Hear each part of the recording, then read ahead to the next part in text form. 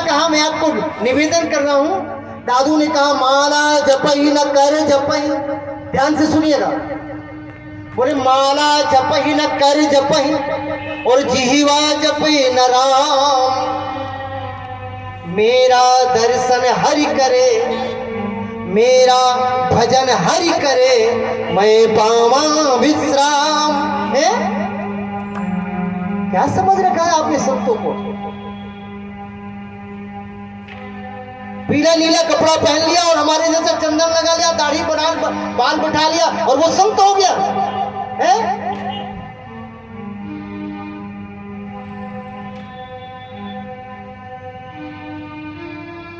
जीवन में नियम, कल भी निवेदन किया था कि जीवन में नियम होना चाहिए। हाँ, और प्रयास करो जो नियम लेने वो नियम बिगड़े नहीं, नियम न बिगड़े।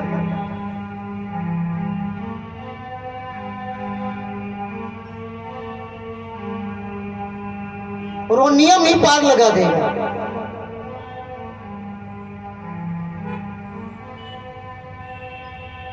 पर नियम हो जाए।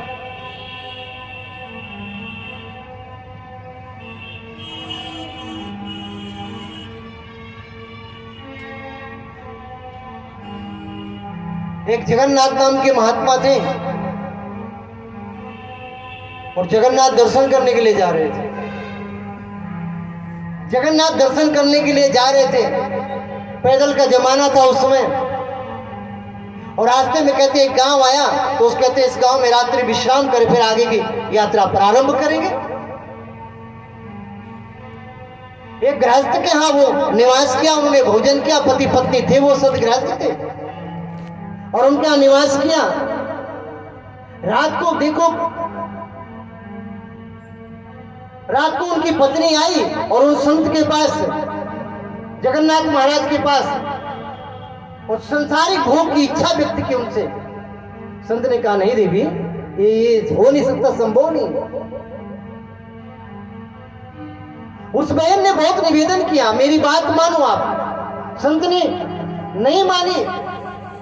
उन्होंने कहा मेरी बात नहीं मानोगे तो दुष्परिणाम से गुजरना पड़ेगा। जगन्नाथ नाम के महात्मा कहे कि संभव ही नहीं है देवी। उस नारी ने क्या किया, अपने कुछ कपड़े फाड़ के अस्त व्यस्त कर लिया और आवाज लगा दी। पड़ोसी आ गए और पड़ोसियों को कह दिया ये हमारे घर में आए, मैं इनको भोजन कराया और ये मेरे ऊपर इनकी गलत नजर हो गई, मेरे कपड़े फाड़ दिया इन्होंने, संसारिक इच्छा ही इन्होंने दर्शाई। जगन्नाथ महात्मा ने कहा देवी क्या बोल रही हो है? और कहते सवेरा हुआ और सवेरा जाके ये बात राजा के दरबार में पहुंच गई। राजा ने बुलाया वहां। उस नारी ने बताया महाराज इनको मैंने भोजन कराया, अपने घर में निवास दिया और रात्रि में मेरे बिस्तर के पास आकर के मुझसे संसारिक इच्छा व्यक्त कर रहे थे, मैं तैयार नहीं हूं तो मेरे कपड़े फाड़ दिए। राजा ने उस संत को दोषी मान करके दोनों हाथ कटवा दिया। जो हाथ इस नारी के ऊपर उठे हैं इसके दोनों हाथ कटवा दिया। अब दोनों हाथ कटवा दिया। सवेरा हुआ और महाराज जगन्नाथ नाम के महात्मा जा रहे हैं जगन्नाथ की तरफ।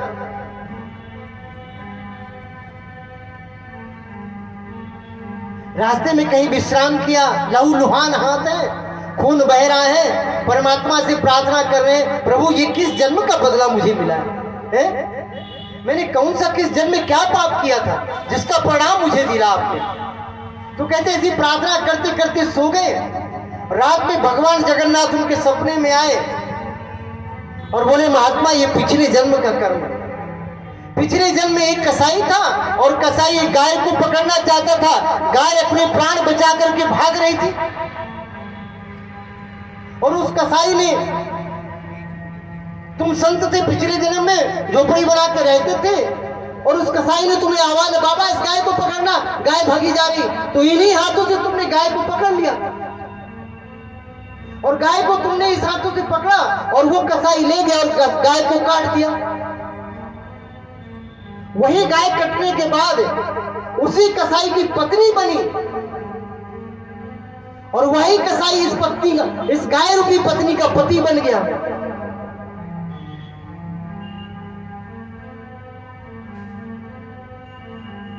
तुमने काटा था उसका, तुमने पकड़ा था हाँ गाय को, तो तुम्हारे हाथ कट गए। और वो गाय रूपी नारी, जब तुमने उनकी इच्छा स्वीकार नहीं की तो तलवार उठाया और अपने पति को जाके तलवार से सिर अलग कर दिया। कि अब तो टेंशन नहीं है बाबा, अपने पति को मैंने मार दिया, अब तो मुझे स्वीकार करो। जिस कसाई ने गाय को काटा था उस गाय रूपी ने नारी बनी और नारी ने उस कसाई रूपी पति को काट दिया। और तुमने पिछले जन्म में गाय को गले पकड़ा था दोनों हाथ से, तो तुम्हारे दोनों हाथ कट गए। पिछले जन्म का, इसलिए हम निवेदन करते कर्म की बड़ी बलिहारी है, कर्म बहुत संभल संभल करके करें। गीता कहती गहना कर्मणों गति, बोया पेड़ बबूल का तो आम कहां से खाए। भगवान जगन्नाथ ने कृपा की, उनके दोनों हाथ सही हो गए। और फिर कहते हैं उड़ीसा के राजा को आदेश दिया भगवान ने स्वप्न में कि मेरा भक्त आ रहा है, जाओ उनको सागर रथ में बिठा करके ले आओ।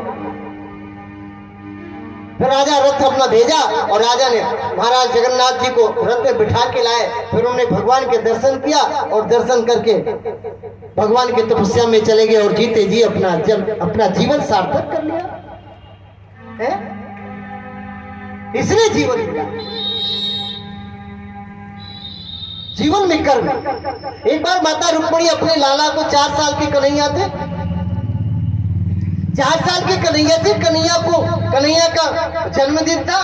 तो माता रुक्मिणी ने कहा मैं अपने लाला को ले जाऊंगी और दीपदान कराऊंगी, गौ माता को इनके लाला के हाथ से कुछ खिलाऊंगी और दरिद्र नारायणों को सेवा करूंगी। सुखदेव भगवान कहते हैं रुक्मिणी अपने माता यशोदा अपने बेटे को लेकर, रुक्मिणी बोल रहा था ना इसलिए हंस रही थी, बता नहीं रही। माता यशोदा अपने 4 साल के बेटे को लेकर के जमुना मैया में गई और जमुना मैया में पानी में खड़ी होकर के एक एक दीप जला रही है और अपने बेटे के नाम से उनको छोड़ रही है, मेरा लाला दीर्घायु। दूसरा दीपक जलाती है और वह पानी में छोड़ती है, मेरा बेटा ऐसा बने कि जिसके सामने कोई ना ही टिक सके। सुसंकल्प करती है ना माता अपने बच्चों के। कहते हैं कि माता यशोदा मैया एक एक दीपक जला करके यमुना मैया में छोड़ रही है और पीछे से कन्हैया भी घूटू घूटू पानी में चले गए और कन्हैया दीपक को किनारे लगा रहे। यशोदा मैया एक एक दीपक जला करके यमुना मैया में छोड़ रही है और यशोदा कन्हैया दीपक को किनारे लगाते चले जा रहे। मैया यशोदा ने कहा लाला ये काहे करे तू, इनको किनारे काहे को लगाए। कन्हैया कहते हैं मैया मेरो जन्म जन्म को ये धंधो है, जो मेरी दृष्टि के सामने आ जाए ना वह को तो मैं किनारे लगा के ही छोड़ता हूँ, ये सदगुरु का काम है। हाँ, दृष्टि के सामने आ जाए, जो उनके सामने आ जाए, जो उनके दृष्टि के सामने आ जाए उनको किनारे छोड़ लगा के ही परमात्मा छोड़ता है। परमात्मा स्वरूप गुरु, ब्रह्मनिष्ठ गुरु, और ब्रह्मनिष्ठ गुरु के चरणों में जो समर्पण भाव से ये समर्पण का रास्ता है। इस क्षेत्र में थोड़ा बलिदान करना पड़ता है। मैं एक बात बताऊं आपसे, बीज होता है ना, बीज अगर अपना बलिदान ना करें तो व्रत से कभी नहीं बन सकता। बन सकता है क्या? खुदी को मिटाने को जी चाहता है,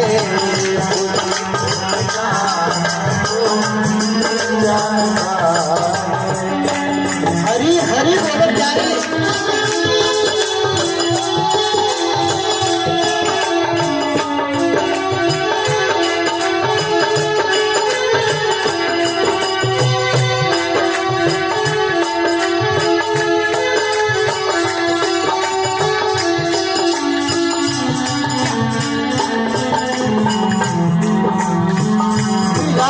मुझे बाबू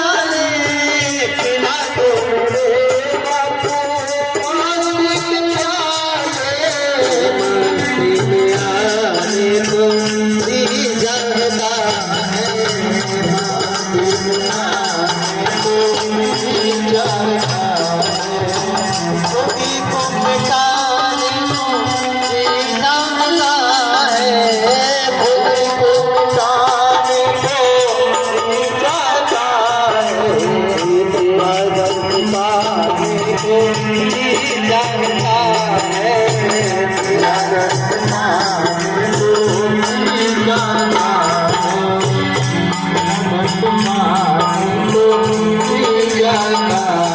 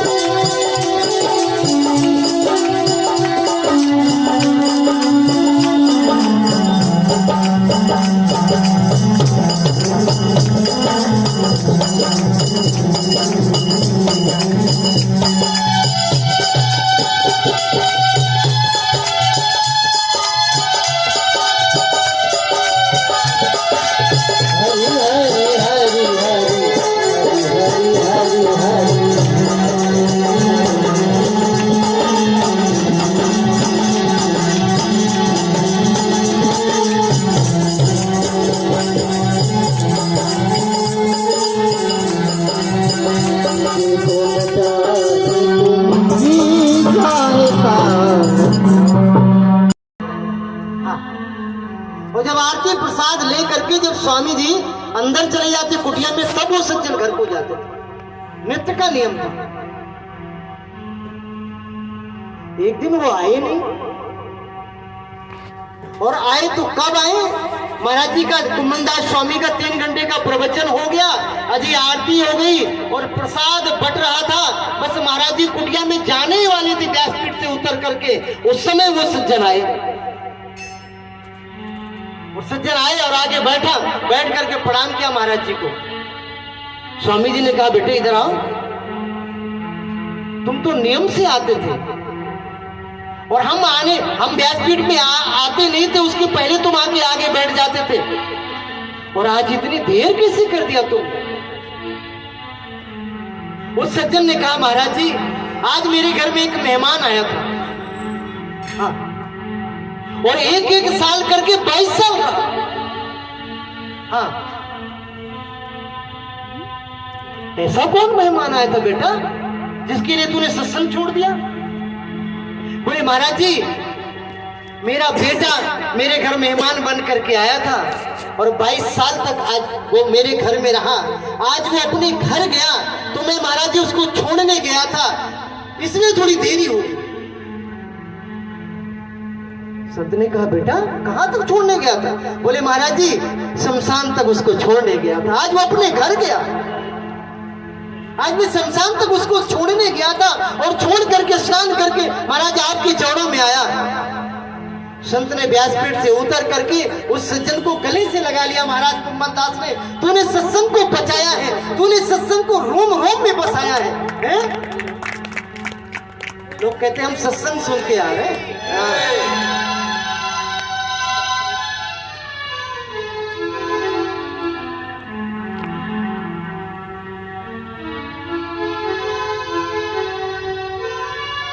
गोस्वामी जी कहते हैं, बोले, धन्य घड़ी सोई जब सत्संगा। धन्य घड़ी है जब सत्संग का लाभ मिले हमें।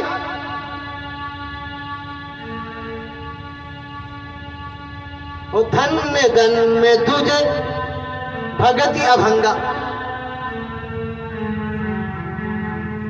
गोस्वामी जी बालकांड में एक बहुत सुंदर बात और कहते हैं, आप सब जानते हैं। बोले, सो जानऊ सत्संगे प्रभाव, सो जान बे सत्संगे प्रभाव, जो कहूँ आने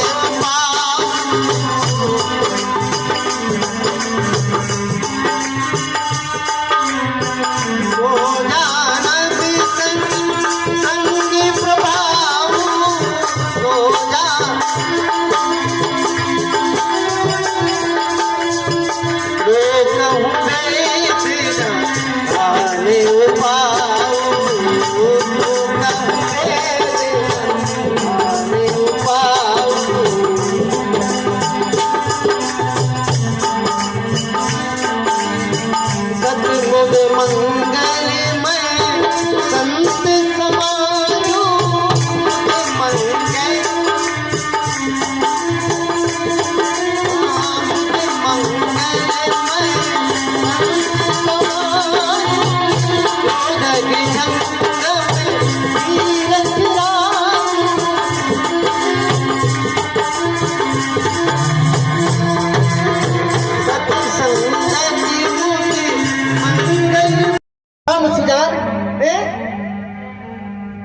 और मेरे कन्हैया कहते थे, कन्हैया ने तो भागवत के 21 स्कंद में कह दिया है, बोले, मैं संतन के पीछे जाऊं, जहां जहां संत सिधारे, संत चरण रज शीस लगाऊं, शोधो गात हमारी, बोधो मुहि संत सदा अपुकारे। हमने कहा, भैया कृष्ण और राम ने भी गलती की थी, हाँ, इतनी बुद्धि उनमें भी नहीं थी, तो कैसी लोग बातें करते हैं। तो मैं आपसे निवेदन कर रहा था,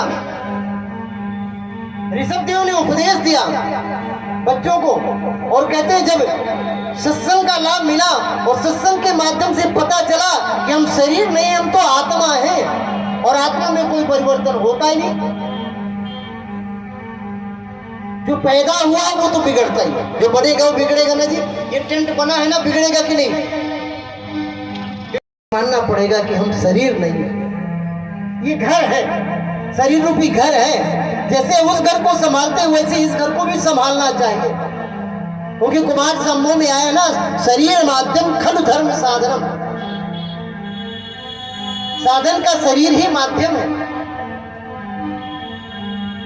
तो ऋषभ देव ने उपदेश दिया, 89 बेटे चले गए, वैरागी हो गए, और उन्हीं में से 9 योगेश्वर, 9 बेटे चले गए, वही 9 योगेश्वर हुए। ब्राह्मण नहीं थे, लेकिन साधना जिसकी जीवन ऐसे बापू आशा। आप उज्जैन के आगे नागदा है, नागदा जानते हैं? उज्जैन से जो नागदा होके रतलाम जाती है ट्रेन, नागदा में एक सज्जन ने बताया, महाराज सोनी थे, वो ज्वेलर्स का काम करते थे, बोले शाम को अपने दुकान बंद करते समय सूटकेस में मैंने बैग में सारा ज्वेलरी डाल दिया, पैसा डाल दिया, और घर को जा रहा था। पता नहीं का 2 व्यक्ति आए सामने से और रास्ते में मुझे रोक लिया, मेरा बैग छीनने लगे। मैंने बैग छोड़ा तो नहीं, लेकिन उन्होंने मुझे गोली मार दी। ये घटित घटना है, और गोली मार दिया, गोली मार दिया, लेकिन फिर भी उसने बैग को नहीं छोड़ा। उस सज्जन ने बताया मुझे, बापू सामने दर्शन दे रहे, बापू कह रहे थे बेटे मैं तेरे साथ हूं, तू हिम्मत ना हारना। हाँ, गोली मारने के बाद उस सज्जन को फिर हॉस्पिटल ले जाया गया, फिर डॉक्टरों ने ऑपरेशन करके गोली निकाली और वो ठीक हो गए। लेकिन उसकी तो गोली निकाली। एक और बड़ी बात मैं आपको बता दूं, आपको आपके यूपी में फिरोजाबाद है, यहां पे चूड़ियों का काम ज्यादा होता है। फिरोजाबाद में ऐसी बिल्कुल सेम ऐसी घटना घटित हुई थी।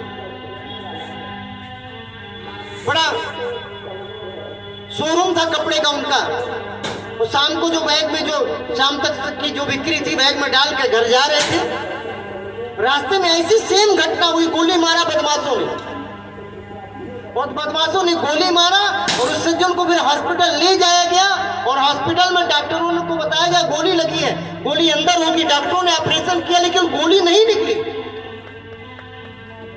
ऑपरेशन करते समय जब गोली डॉक्टर को नहीं मिली, तो उस सज्जन ने बताया मुझे बेहोश तो किए थे डॉक्टर, लेकिन बापू मेरे बगल में खड़े थे, और बापू ने कहा ये गोली देख मेरे हाथ में है। हाँ, ऑपरेशन नहीं करना पड़ा, गोली बापू के हाथ, बापू ने उस गोली को निकाल दिया। ये कैसे है बापू आसाराम? बापू के प्यारों को कोई फर्क कैसे पड़ सकता? कोई ना समझ कितना बकबक करे, इलेक्ट्रॉनिक मीडिया, प्रिंट मीडिया, याद कोई भी कितना बकबक करे, फालतू की बकवास करे, लेकिन बापू के प्यारों का जो इतना बड़ा अनुभव है, तो कैसे उनकी बात को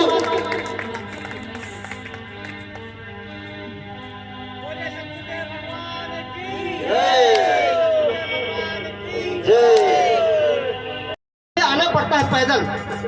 उन्होंने कहा मैं पहाड़ के ऊपर पैदल चल के आ रहा था, तो काफी पहाड़ जब चढ़ने के बाद मुझे प्यास लगी। अब वहां जल कहाँ, तो देखा कि एक छोटी सी कोई घास फूस की झोपड़ी बनी है, उसमें एक काले काले मोटे शरीर के महात्मा एक रहे हैं, भजन कर रहे, शरीर में कोई कपड़ा नहीं, लंगोटी भर है। मैं सोचा यहाँ कोई रहता होगा, जल पीने को मिल जाएगा। उन ब्राह्मण ने कहा, मैं उन संत के पास गया, बैठ गया और उनसे पानी की मांग की। उन्होंने मुझे पानी पिलाया, और इतने में उन्होंने वृद्ध ब्राह्मण ने मुझसे कहा, पता नहीं महाराज जी कहाँ से ये बाबा जी का एक छोटा सा फोटो उड़ के वहां आ गया, पता नहीं कहां से आ गया। उन पंडित जी ने कहा, उस फोटो को मैंने उठाया और उन महात्मा से पूछा, महाराज जी इनको जानते हैं? आप इनको जानते हैं? उन महाराज जी के पास कोई सामग्री भी नहीं थी, कमंडल था जल का, एक जोड़ कपड़े पहने थे और 2 अचला मुझे लटक रहे थे एक लंगोटी और दिन रात भजन। उन ब्राह्मण ने कहा वो फोटो मैंने इन बाबा जी का दिखाया, उन बापू जी का। तो उस संत ने कहा कि अरे मैं इनको जानता हूं। बोले कौन है महाराज?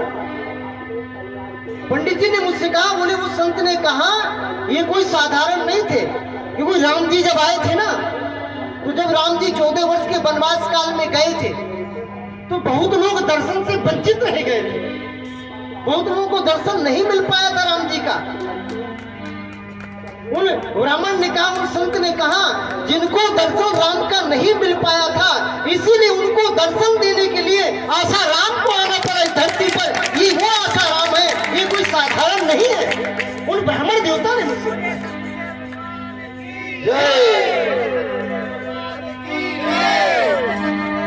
क्या समझते हैं आप?